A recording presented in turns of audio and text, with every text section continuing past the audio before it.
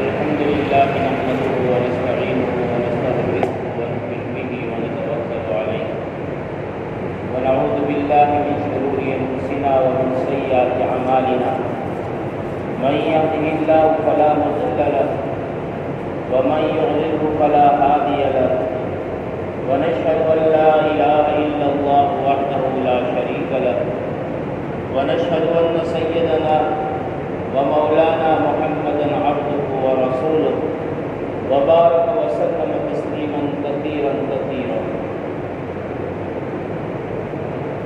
اما بعد فاعوذ بالله من الشيطان الرجيم. بسم الله الرحمن الرحيم.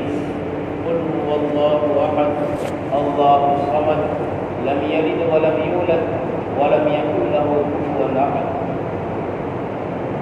وقال النبي صلى الله عليه وسلم سيأتي على الناس زمان لا يبقى من الإسلام إلا اسمه ولا من القرآن إلا رسمه أو كما قال عليه الصلاة والسلام. میرے محترم دوستوں، بزرگوں، عزیز ساتھیوں،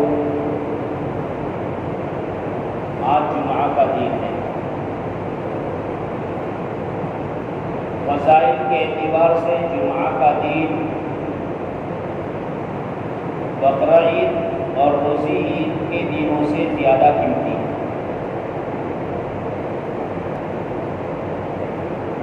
ہونا تو یہ چاہیے تھا کہ ہماری اسلامی اعتبار سے زندگی ہو اور ہماری چھٹی بھی جمعہ کے دن ہو. جمعہ کا دن وہ مبارک دن ہے جس کو اللہ نے تمام دنوں کا سردار بنایا. جمعہ کا دن مسلمانوں کے لیے عید کا دن ہے. اسی لیے تو جمعہ کے دن کے آداب ہے. ناخن کاٹ دو، غسل کر لو، اپنے کپڑے میں سے جو اچھے کپڑے وہ پہنو، عطر لگاؤ، تیل لگاؤ.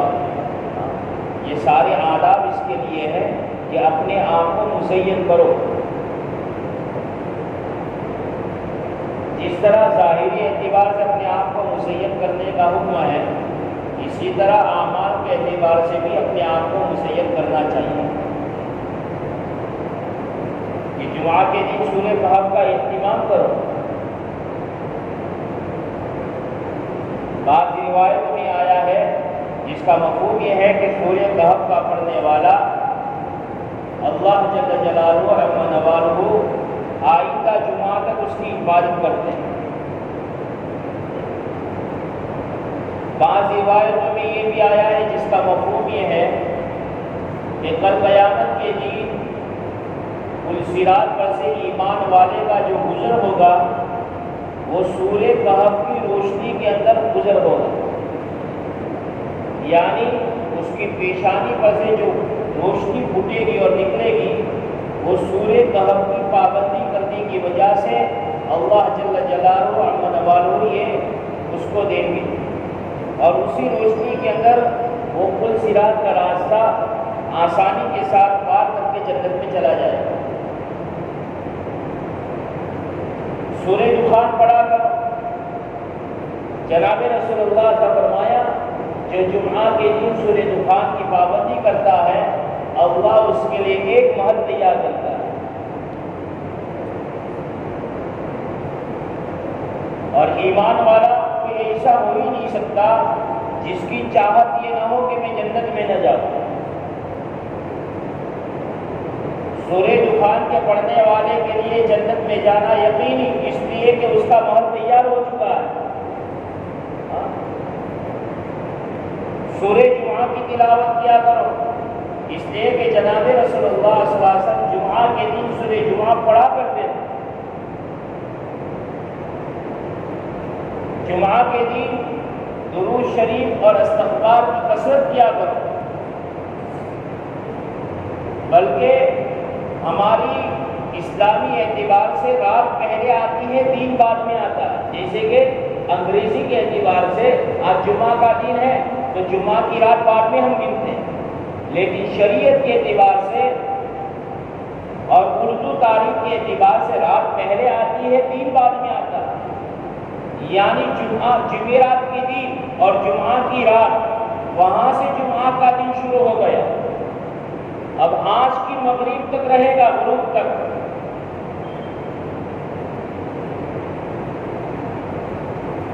مایا عائشہ رضی اللہ تعالیٰ عنہ کے بارے میں لکھا ہوا ہے کہ مایا عائشہ رضی اللہ تعالیٰ عنہ یہ کہتی ہے کہ جب اپنے بانجی کو یہ کہتی ہے کہ جب غروب کا وقت قریب ہو جاوے تو مجھے متنبہ کر دینا، مجھے چوکنا کر دینا، اس لیے کہ جمعہ کے دن میں جو قبولیت کی گھڑی ہے وہ اخیری غروب کے وقت میں رہتی ہے، اور اس وقت میں اللہ کی طرف متوجہ ہو جاؤ وہ آئے۔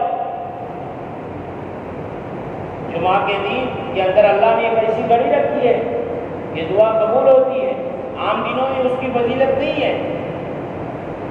اب اتنی ساری فضیلت والا دین ہمارے سامنے آوے اور ہم نماز میں سب کے اخیر میں آوے۔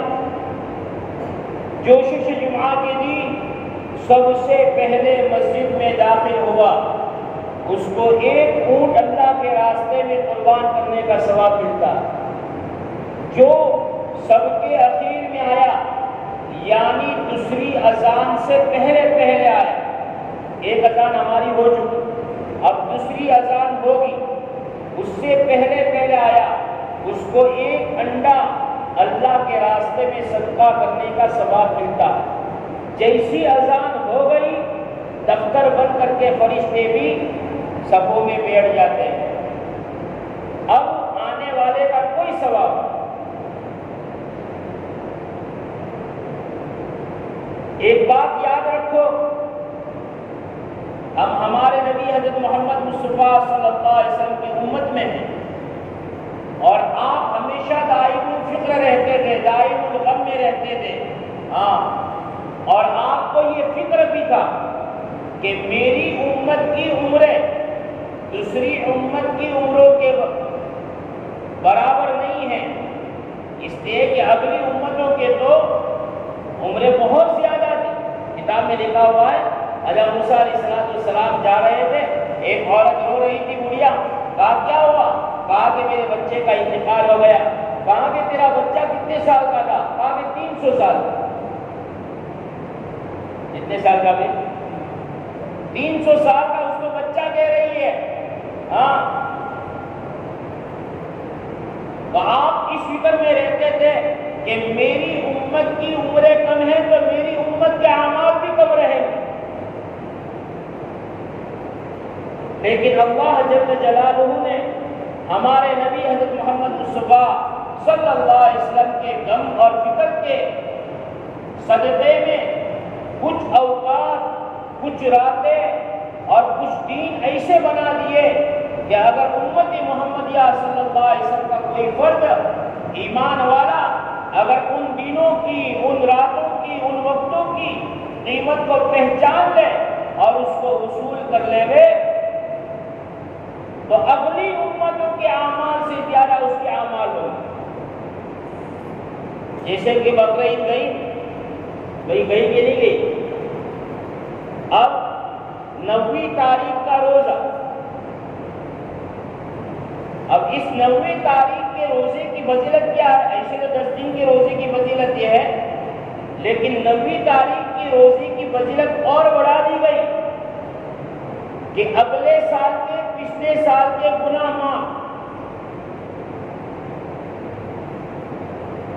حضرت مولانا حنیف صاحب لہاروی دامت برکات میں کہتے ہیں کہ ہم نے ہمارے بڑوں سے سنا ہے کہ جس نے 9ویں تاریخ کا روزہ رکھا اس کا 1 سال زندہ رہنا گارنٹی ہے، 1 سال تک وہ زندہ رہے گا، مرے گا نہیں، اس لیے کہ اللہ نے اللہ کے نبی صلی اللہ علیہ وسلم سے یہ بات کہلوائی ہے کہ 1 سال پچھلے، 1 سال اگلے، تو اگلے گناہ کب معاف ہوں گے؟ جب وہ زندہ رہے گا تب نہ بھائی۔ شب برات ہمیں دی گئی، ہاں، شب قدر ہمیں دی گئی، رمضان مبارک کا پورا مہینہ ہمیں دیا گیا، حالانکہ پہلی امتوں پر روزے فرض تھے لیکن پورے مہینے کی نہیں تھے۔ 5 نمازیں 5 وقتوں کی ہمیں دی گئی، پہلی امتوں کو 5 نمازیں ایک ساتھ نہیں ملی، 2 1 وغیرہ ملی ہے۔ قرآن مجید جیسی عظیم الشان کتاب ہم کو ہمارے نبی حضرت محمد مصطفیٰ صلی اللہ علیہ وسلم کے وسیلے سے ملی، ایسی عظیم الشان کتاب کسی امت کو نہیں ملی۔ یہ سارے جو اللہ نے ہمیں موقع دیے ہیں، اس لیے میرے محترم دوست بزرگوں، ہمیں ان موقعوں کو غنیمت سمجھنا چاہیے۔ پڑھے ہوئے نہیں ہیں درود شریف پڑھ لو چھوٹا سا صلی اللہ علیہ وسلم، اور اس کو مولوی صاحب کے پاس بیٹھ کر صحیح کر لو، سین کی جگہ پر صاد ادا ہو جاوے، درود شریف قبول ہو جائے گا۔ استغفار پڑھ لو، استغفر اللہ پڑھ لو بھائی، پورا دین جتنا پڑھ سکو اتنا پڑھ لو۔ وہ قبولیت کی گھڑی آ گئی، سمجھ لو کہ اللہ نے ہماری مغفرت کر دی۔ تو میرے محترم دوست بزرگوں، جمعہ کے دین کی عظمت دن بدن ہمارے اندر سے نکلتی جا رہی ہے۔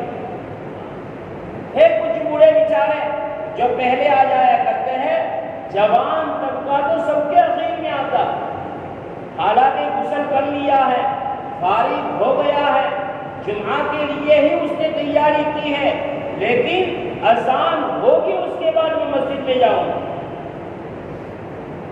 دوسری بات سن لو، دوسری اذان ہونے کے بعد اگر کوئی سنتیں پڑھ رہا ہے، پوچھ لینا علماء سے وہ سنتیں پڑھنا کیسا ہے۔ بلکہ خطبہ جب شروع ہو گیا، اگر پاس والا بات کر رہا ہے تو یہ اجازت نہیں ہے کہ دوسرا آدمی بول کر کے اس کو چپ کرے۔ بہت بڑی فضیلت ہے اس خطبے کی۔ جس خطبے کے دوران میں ہم ایسی باتیں کرتے ہیں جیسے کہ بازار میں بیٹھے ہیں، اور یہ قیامت کی نشانی ہے جب مسجدوں کو بازار بنایا جائے گا۔ مسجد تو اللہ کا گھر ہے، بادشاہوں کے بادشاہ کا گھر ہے، شہنشاہ کے شہنشاہوں کا گھر ہے۔ مسجد کے آنے کے طریقے اور آداب ہماری زندگی میں ہونے چاہیے، مسجد کے رہنے کے آداب ہمارے ساتھ ہونے چاہیے، ہمیں اس کو سیکھنا چاہیے۔ یہاں رحمتیں برستی ہیں، یہاں برکتیں برستی ہیں، یہاں پر آنے والے کو خالی ہاتھ نہیں بھیجا جاتا، یہاں پر مغفرت کے فیصلے کرائے جاتے ہیں، یہاں پر مانگنے والے کو لوٹایا نہیں جاتا، رد نہیں کیا جاتا۔ یہ اللہ کا گھر ہے، اللہ کے گھر میں آداب کی رعایت کے ساتھ ہمیں رہنا چاہیے۔ سنتوں سے فارغ ہو گئے، اگر پڑھے ہوئے قرآن کی تلاوت کرو، قرآن کی تلاوت کر لی ذکر کرو، ورنہ چپ چاپ بیٹھے رہو، اللہ کی قدرت کو سوچو، اللہ کی منائی چیزوں کو سوچو، تاکہ اللہ کی عظمت ہمارے دلوں میں آ جائے کہ اللہ کتنا بڑا ہے۔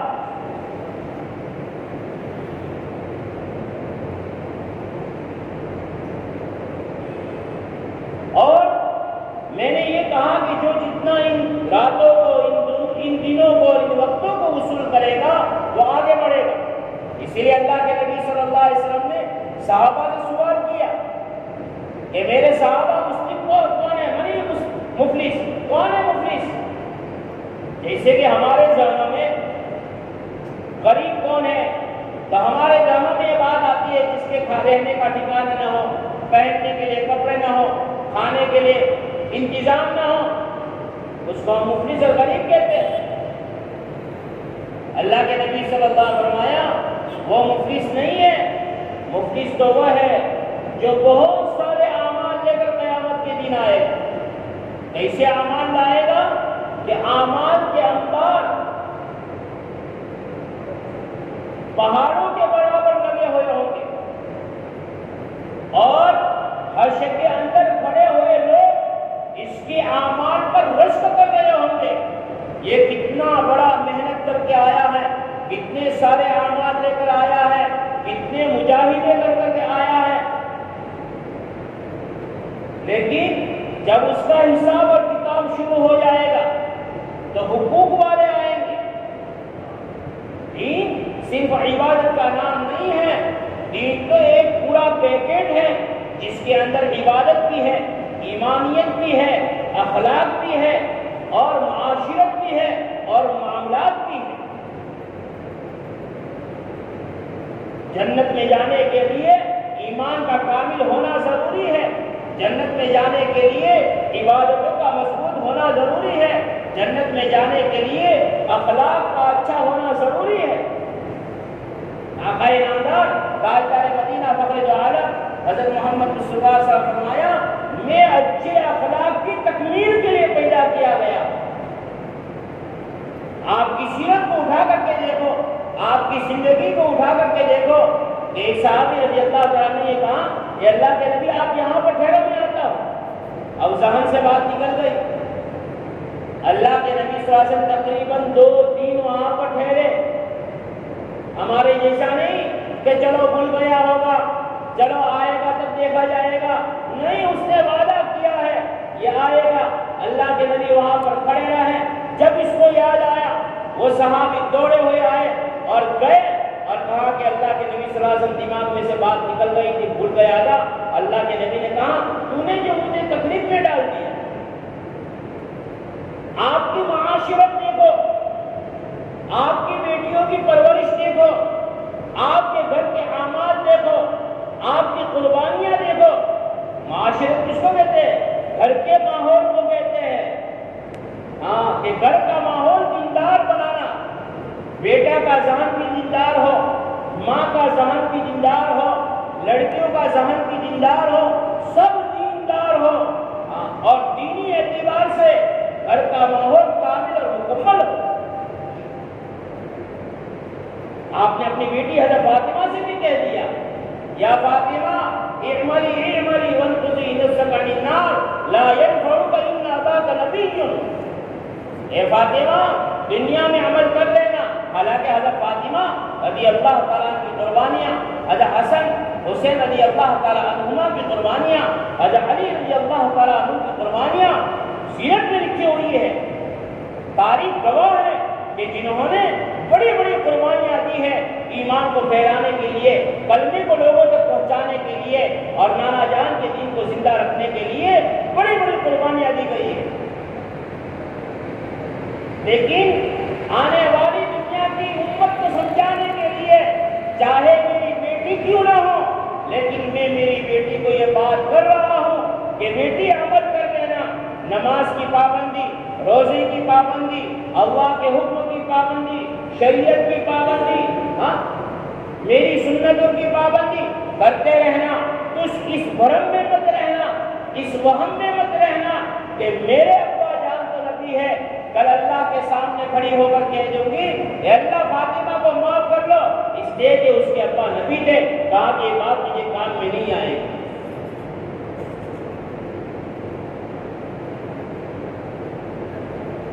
تو حقوق والے آئیں گے، کوئی کہے گا کہ اس نے میرا خون بہایا تھا، اللہ کہیں گے ان نیکیوں میں سے اس کا بدلہ دے دو۔ کوئی آئے گا اس نے میری زمین کے ٹکڑے کو دبایا تھا، کہا کہ دے دو۔ کوئی آئے گا کہ اس نے مجھ پر ظلم کیا تھا، مارا تھا، پیٹا تھا، کہا کہ دے دو۔ اب آتے رہیں گے اور نیکیوں کے اندر سے لیتے رہیں گے، وقت یہ آئے گا اس کی ساری نیکیاں ختم ہو جائیں گی۔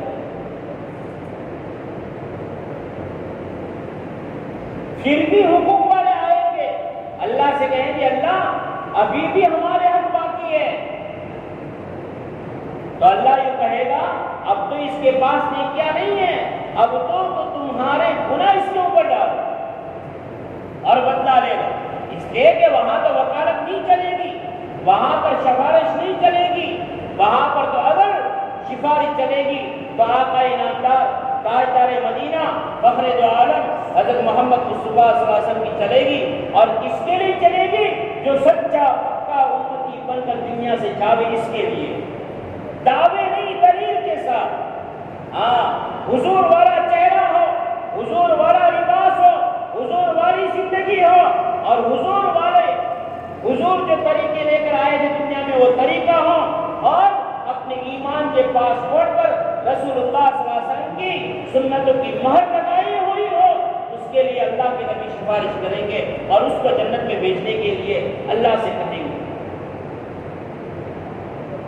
اب یہ پہاڑوں کے برابر نیکیوں کو لے کر آنے والا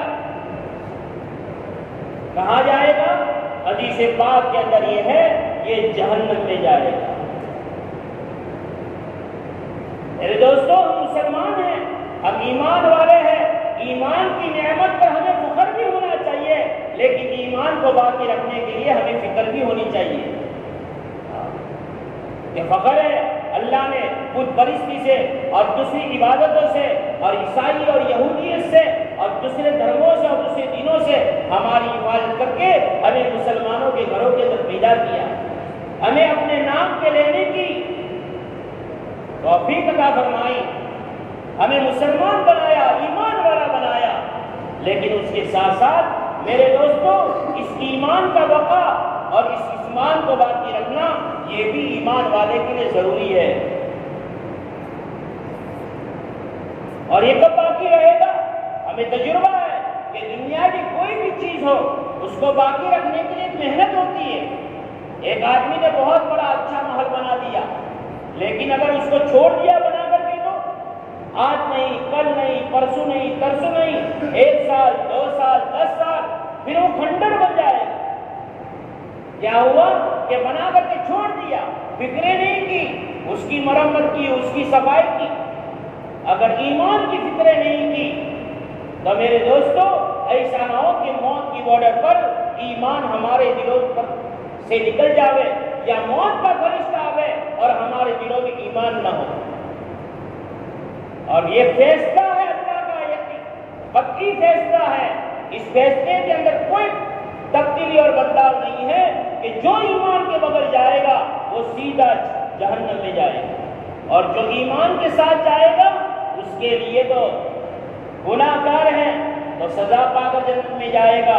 اگر گناہ سے بچ کر گیا ہے، اپنے آپ کو پاک صاف کر کے گیا ہے، معاشرت، معاملات، اخلاق، ایمانیت، عبادت کو، ہر چیز کو مکمل اور کامل طور پر ادا کر کے گیا ہے تو سیدھا جنت میں جائے گا۔ اس لیے میرے محترم دوستو بزرگوں، جمعہ کے دن پہلے آنے کی فکر کرو، اول سب میں نماز پڑھنے کی فکر کرو، سنتوں کو، آگے پیچھے کی سنتوں کو مضبوطی کے ساتھ، اطمینان کے ساتھ پڑھنے کی فکر کرو۔ اور اس کے ساتھ ساتھ میرے دوستو، جیسے بہت سارا مجمع ایسا ہے جو جمعہ ہی کے دن کی نماز پڑھتا ہے، وہ بھی جمعہ کی، میں تو یوں کہتا ہوں ہمارے جوانوں سے، تم جمعہ کی نماز کو دل پر لیتے ہو، اس کی فکر لیتے ہو تو جمعہ کی نماز کا پڑھنا آسان ہو جاتا ہے۔ وہاں تک تمہارے کپڑے بھی پاک رہتے ہیں، بدن بھی صاف رہتا ہے۔ جیسی جمعہ کی نماز ختم ہو گئی، فکر چلی گئی، کپڑے بھی ناپاک ہو گئے، بدن بھی پاک نہیں رہا۔ یہ اس لیے کہ تمہاری فکر ختم ہو گئی۔ اگر تمہاری فکر 5 وقت کی نماز کی ہوگی تو یہی اور باقی صافی تم کو توفیق مل جائے گی۔ کریں گے انشاءاللہ۔ اللہ پاک ہم سب کو کہنے سننے سے زیادہ عمل کرنے کی توفیق نصیب فرمائے۔